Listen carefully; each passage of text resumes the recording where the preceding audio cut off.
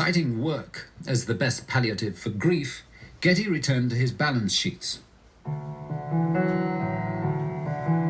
Then his old friend Maggie Nolan arranged a photo feature about a day in his life as a billionaire.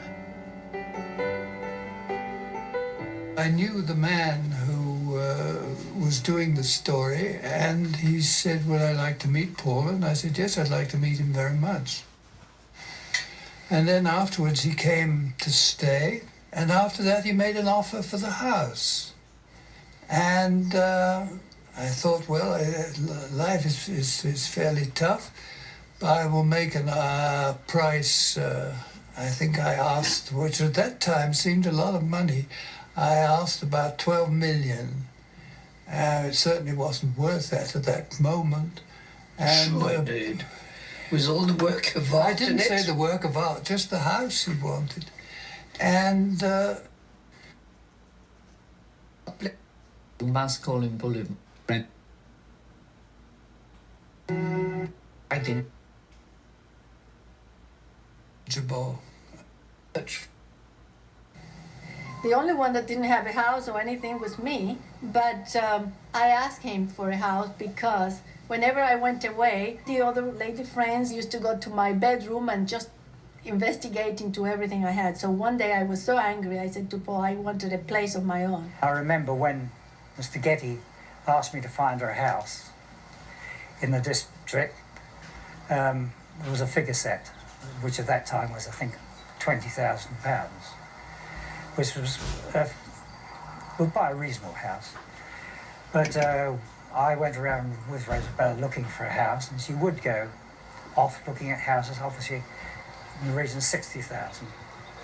And of course I wanted a better house, and that's what I got. I got a very small house, but it didn't matter. All I wanted was a place that I could just go and relax and get out of a certain place. Whether you believe it or not, sometimes I could hardly wait to get out of a certain place. J. Paul Getty installed a payphone in Sutton Place. It became a part of Getty folklore. Unwittingly, he created a symbol of meanness. I remember, for instance, once we were at Sutton staying for dinner, and there were there were just my wife and I and Mary Tessier and Paul, and there were 6 slices of smoked salmon on the plate which were handed round. And I was next to Mary, and I heard Mary say to the butler, send those other 2 slices up to my bedroom. And I said, Mary, what on earth do you want to eat smoked salmon in your bedroom for? She said, it's all very well for you. While you're here, we have plenty to eat, but I'm hungry when you go.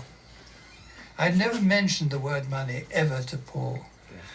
Because, I don't know. Oh, you forgot when he asked you? That was so funny. One day he said to my husband, do you remember that day? Oh, yeah. Paul, he asked me, what does it cost you per guest? Per guest, per weekend? And I said, Paul, I haven't the foggiest notion. I mean, I had friends to stay, and I was thinking, God, that guest is costing me 15 quid in drink or something. He charged his son. And yes, Paul charged his son when he came for lunch. £9 he used to have to pay for lunch. Yeah. But then Paul said, how much does it cost you per servant per meal? Right here. And I said, Paul, I haven't the foggiest notion. Yeah. I said, I'm sure I should know, and you give me the idea. Will you send me books about how I could tell you? And he sent me the Sutton household books, so that everything was noted down, what every meal of everybody ate and what they cost. And even there were different classifications of guests got fed according to what he thought they were worth. I mean, there was somebody who was worth a £5 a meal, and there were people who were worth a £10 a meal, and so forth and so on. It was all done very disciplined. Business-like. Sutton Place, a millionaire's grand home, is surely just the place for a party. A man of vast wealth, it's his special delight at this time of year to entertain orphan children.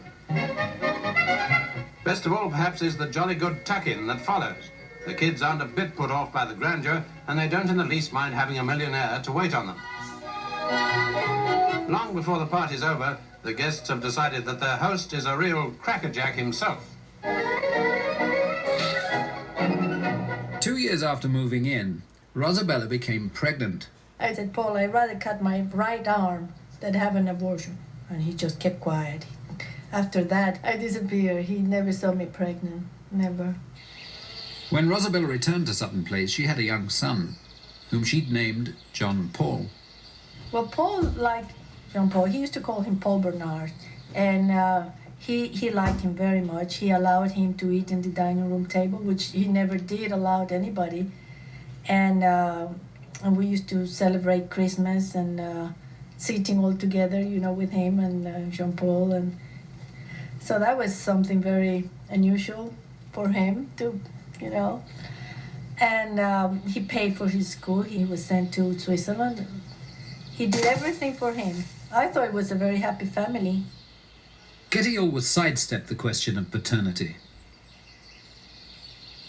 As for his eldest son, George, he was by now in charge of Getty Oil's headquarters in Los Angeles.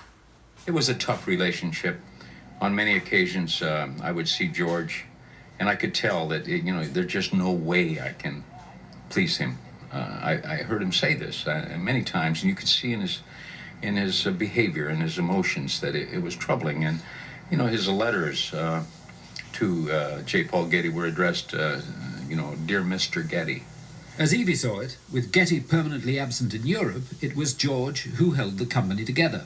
George basically was responsible for everything, and everybody knew that. And yet there was always this, I wonder what Mr. J. Paul Getty thinks, or I wonder what he'll say, or I hope he'll approve this. And really, George Getty was doing an outstanding job, and yet he was never named president of the company. Youngest son, Gordon, tried a firmer line with his father, who was refusing to pay his sons any money from the family trust. Gordon was owed more than $7 million, so he took his father to court. I don't want to encourage young people looking in to sue their fathers, but we really had to do it. J. Paul's attitude was he wasn't going to give them anything from the trust at all, and he had a legal obligation to give them something. And that meant that the boys weren't receiving any money at all at a time when they needed it. And I think our lawsuit persuaded him to change that. Gordon's brother, Paul Jr., had been made head of Getty Oil in Italy. With his wife, Gail, he lived the life of a young executive in Rome. They had 4 children. Then Gail ran off with an actor, and Paul met a dazzling creature called Talitha. She was the greatest femme fatale I ever met. Ever. I can assure you. I can understand how a man would get mad for her and destroy his life. And so it was. Paul Jr. and Talitha became caught up in the 1960s counterculture of sex, drugs, and rock and roll. I can paint the scene for you just in the sense that the people seem to me to be somewhat effete, to me slightly unhealthy, and sybaritic pleasure seekers. I think there were a lot of drugs around, and it didn't seem to me anybody was really having a great time, but maybe they did afterward. Paul Jr. was clearly trying far less hard than his half-brother George to be an oil magnate, but the old man didn't seem to mind. He truly loved Paul. I asked him, what does Paul do? And he looked me in the eye. He said, put out his hand. He said, no. Nothing.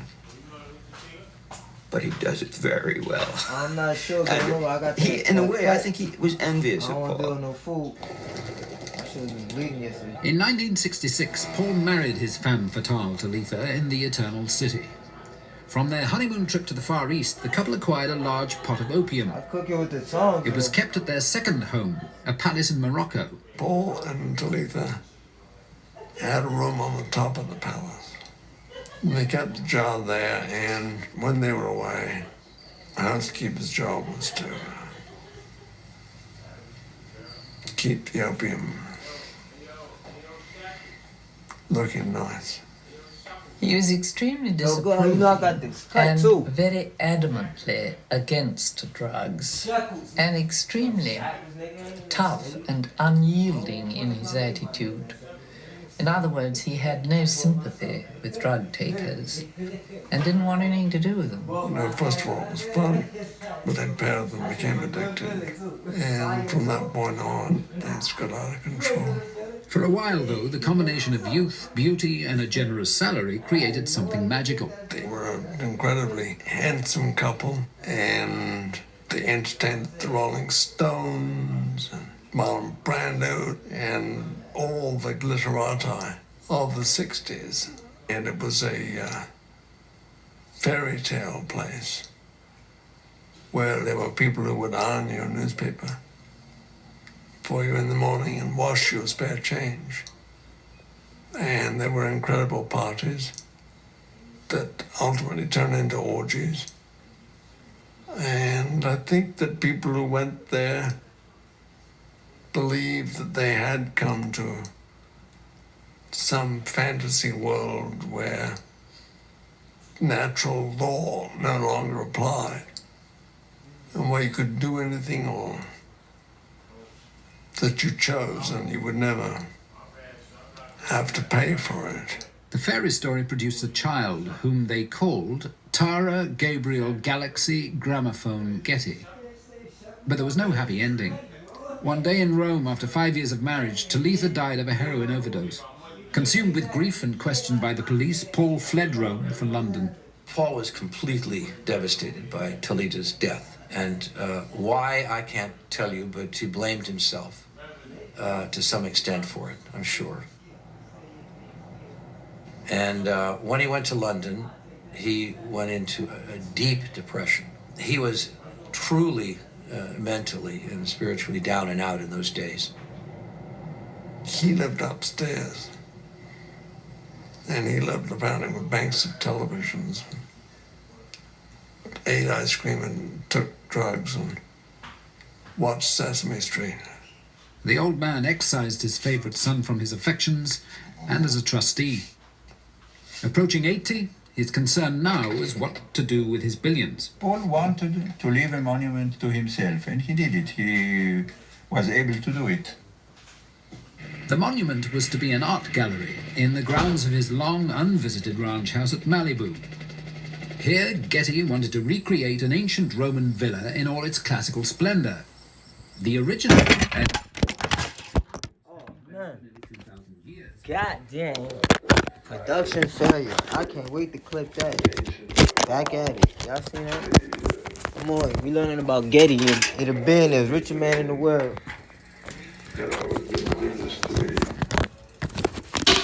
Unwilling to travel. He's the richest man in the world. I make the dogs bark, all type of shit. I'm especially taken for him.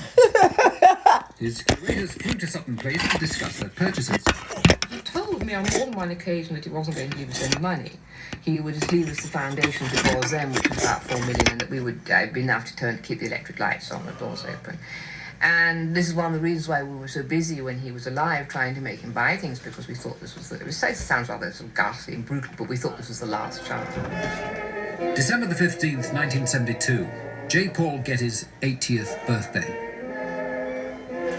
As the rich old man received his congratulations, no one could know that, on becoming 80, Getty was about to enter the most terrible year of his life. 5 months later, in Los Angeles, a trusted Getty Oil employee received an urgent telephone call from Jacqueline Getty, wife of the son who could never please his father. She said, Stu, you've got to come over to the house. George is hurting himself. So I went over to the house, not knowing what was going on. Evie learned that George had run amok and fired a shotgun in the air. The Bel Air police had been called, and George had locked himself in the bedroom. I just couldn't believe what was happening here, so I broke the door down with the aid of another fellow that was around there. And George was lying on the ground, on the floor, with nothing but a pair of undershorts on, and there was blood on his stomach. Whatever had taken place, it needed discreet handling. Evie called the Getty Company doctor, who pronounced George merely drunk.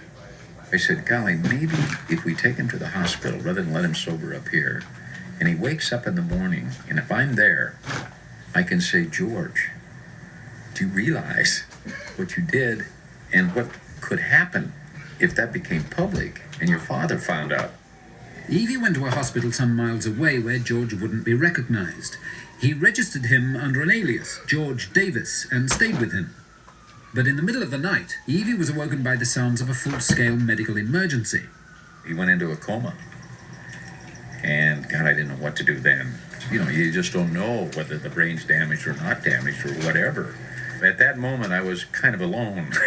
And so I decided I'd better call J. Paul Getty. Getty was in London at a dinner hosted by the Duchess of Argyll. It was not a long conversation. If I recall correctly, it was sort of, oh no. Well, how did that happen? What does that mean? What can we do? There was not I didn't feel a gushing of emotional release there.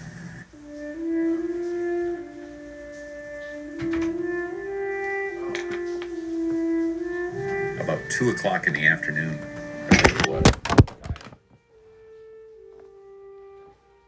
Paul was desperately upset.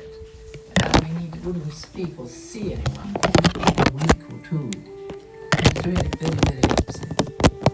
The Los Angeles coroner ruled that George Getty had died of a mixture of alcohol and barbiturates. The verdict was probable suicide. The report gave no explanation for the mysterious wounds on George's stomach. I was told that it was done with a barbecue fork.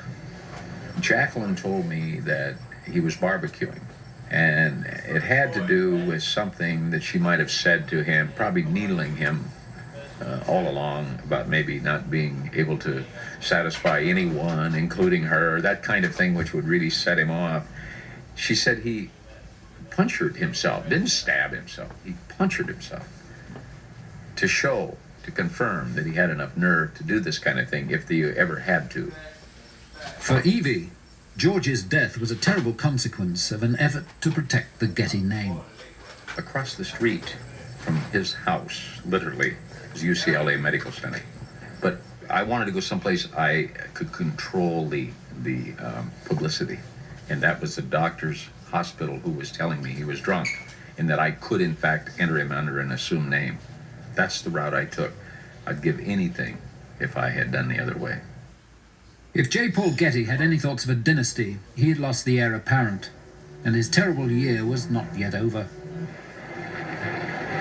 On December the 15th, 1972, the richest man in the world, J. Paul Getty, celebrated his 80th birthday. He was very old, and physically when he'd shrunk, he had great big hands and a great big head, and a very sort of wasted away body, and big shoes, big shiny shoes with no creases on them because he didn't actually walk, he shuffled. One always felt that he was about to just disintegrate in front of you like a sort of horror movie. For Getty, it would indeed be a nightmare year.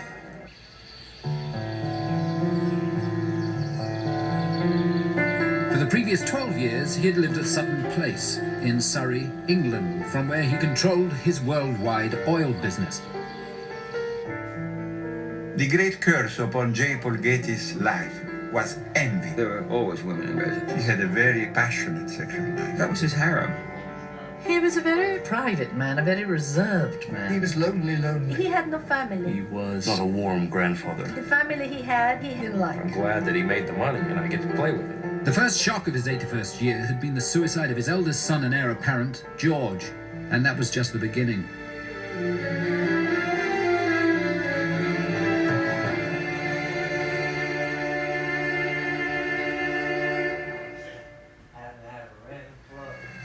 Lago Negro, southern Italy.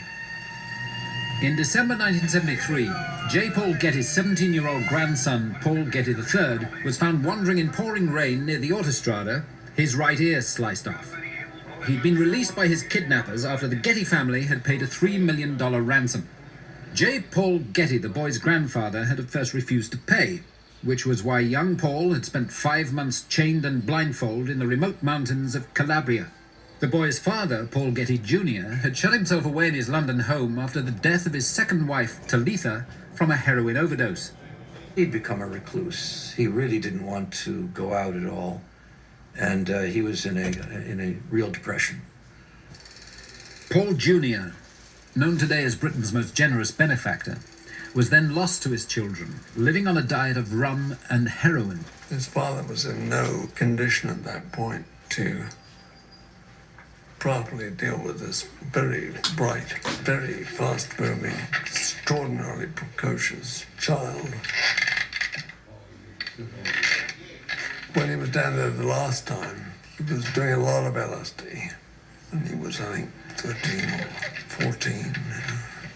And it was like a sort of giant theme park for Paul, I think. And the grandfather realized that his darling grandson was in some other realm, and called the boy's mother and said, look, get this boy out of here.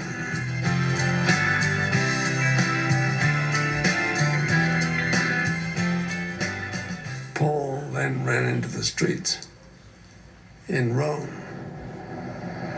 and that was not the place for him to be. Paul entered a dangerous world. He was quickly entranced by twin sisters from Germany. She loved me so much that one day I went to visit her at Via La Scala, and she went and sat on somebody else's lap, so I felt fuck. He didn't know me, and he was jealous. Our group was very colorful, you know, was artists and young transvestites and cross-dressers, and we understood ourselves as a kind of permanent performance group.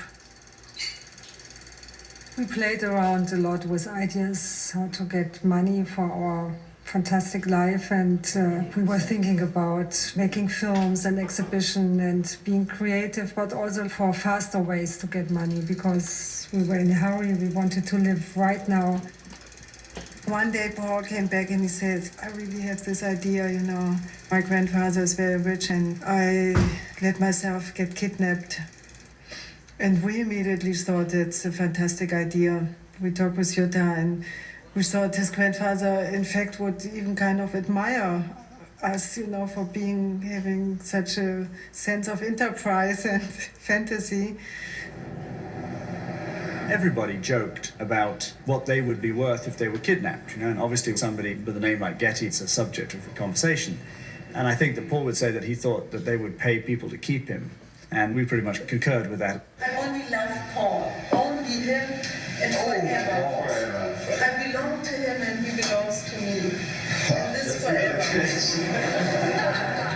He took me in his little side street and he says, when do you get your divorce? And I said, why? And he says, I really want to marry you. He says, you have to promise now. You have to tell me now.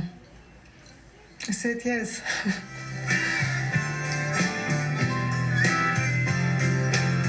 That night we wanted to join together with Jutta and our friends and celebrate, you know, all be together, and then he didn't come. In the days that followed, everyone had a theory as to where Paul had gone. There were numerous alleged sightings of the golden hippie, as the press quickly tagged him. On my bed was a letter, and I saw Paul's handwriting, and I opened it, and it was addressed in my name, but then it says, you know, dear mom, cara mama, and, you know, I've been kidnapped. Then we decided to go to the police with a letter. And at the police station, no one took it serious. They laughed at us, and they threw the letter around, and no one of the police took it seriously. Parlando con lei, Paul non ha mai detto di questo rapimento per ischerzo, non ha mai parlato. Ed è vero che lei si sentiva sorvegliata, cioè vedeva uomini che aspettavano Paul, che lo... Ma io rispondo niente più.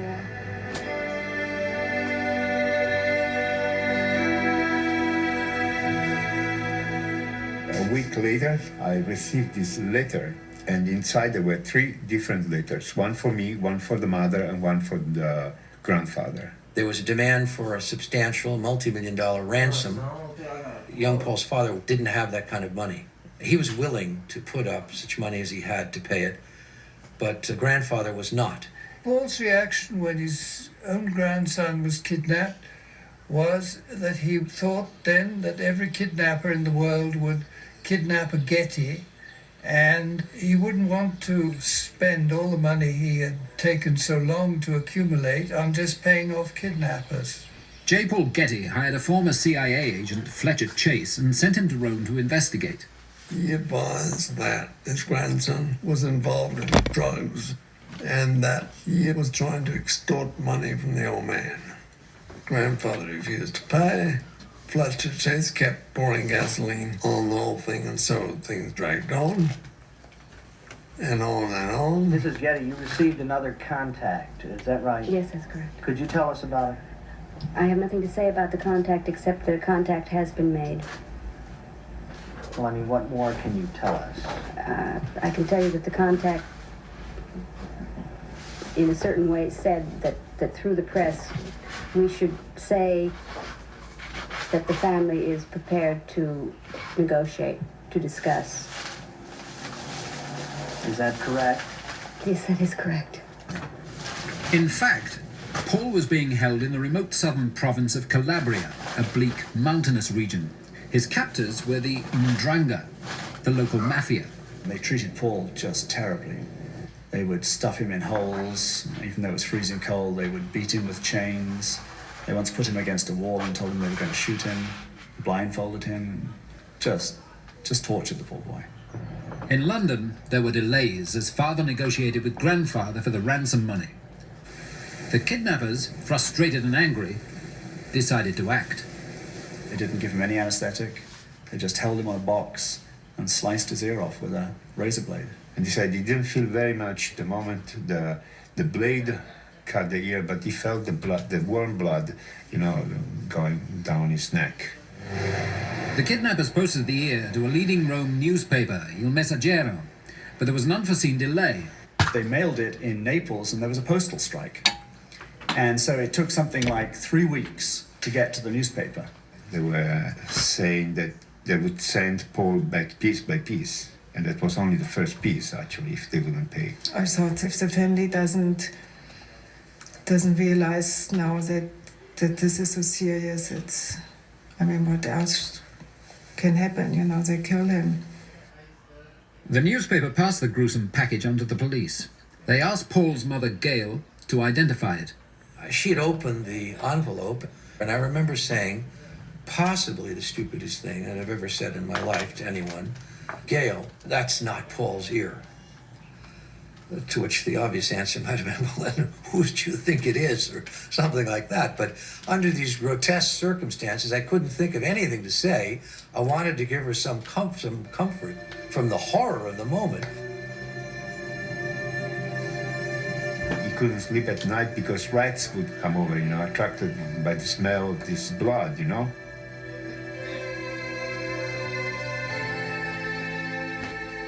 That really transfixed everybody's attention on the immediacy, the horror of the situation. And it was immediately conveyed to the kidnappers, that's it, we'll pay. Getty paid $2 million. He lent his son another $1 million to be repaid with interest. 3 days after the ransom was handed over, young Paul was found wandering at dawn on the autostrada. Appena imboccai l'autostrada mi accorsi della presenza del ragazzo, il quale, appena anche lui riconobbe l'autovettura di servizio e le nostre uniformi da carabinieri, con le mani tese, venne incontro, io lo abbracciai, ebbi in quel momento un brivido di emozione e il ragazzo disse: io sono Polly, il sequestrato. Lo abbracciò per circa 2 minuti, ma senza dire una parola, non parlarono. After the kidnapping, he realized that he was forever branded with that name. Can you imagine, seeing maybe 30, 40 journalists and photographers, pushing, calling your name, with microphone and cameras in front of you. He was a Getty. He was not meant to be weak, break down, or do anything of that nature. That brought a bigger change in his life, maybe more than the kidnapping itself. I think he wanted to go and see his grandfather very badly, and his grandfather wouldn't see him.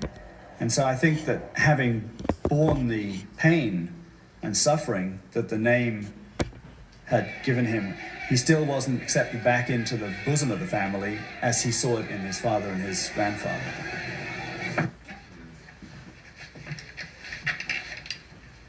With the kidnap out of the way, J. Paul Getty concentrated on his museum in Malibu.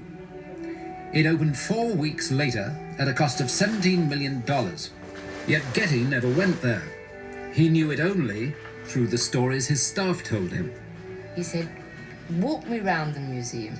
So I started to talk, and he lay back and closed his eyes and went very still. And I thought, oh my God, is he dead? He stayed very still. And I went burbling on, describing everything, And gradually, a smile began on his face. And when I finished, he opened his eyes and looked at me and he said, quite a spread.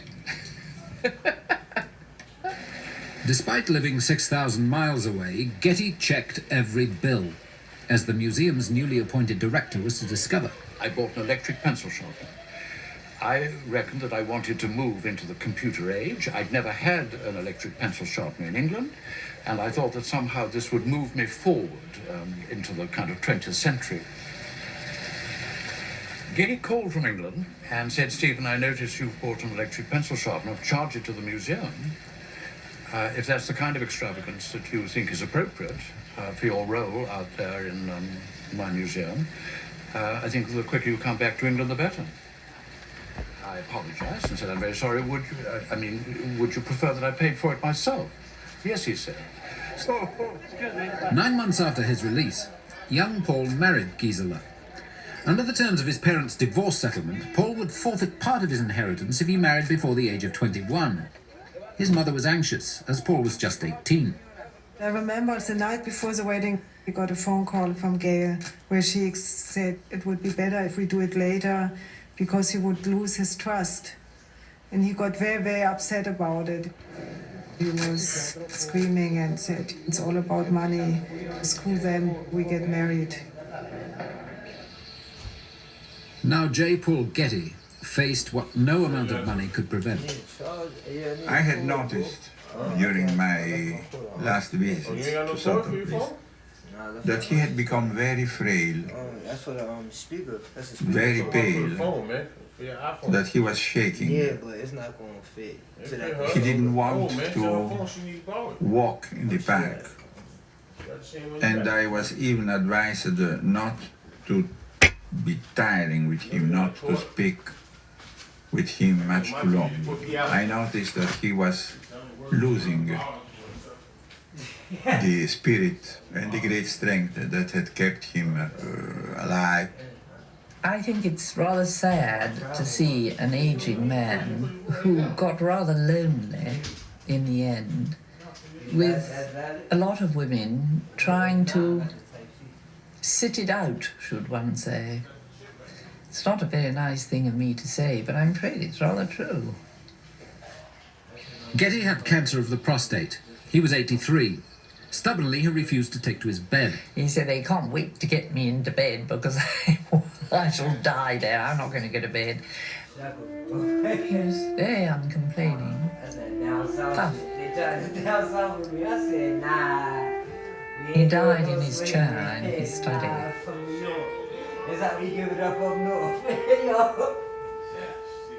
It was the 3rd anniversary of the death of his eldest son, George.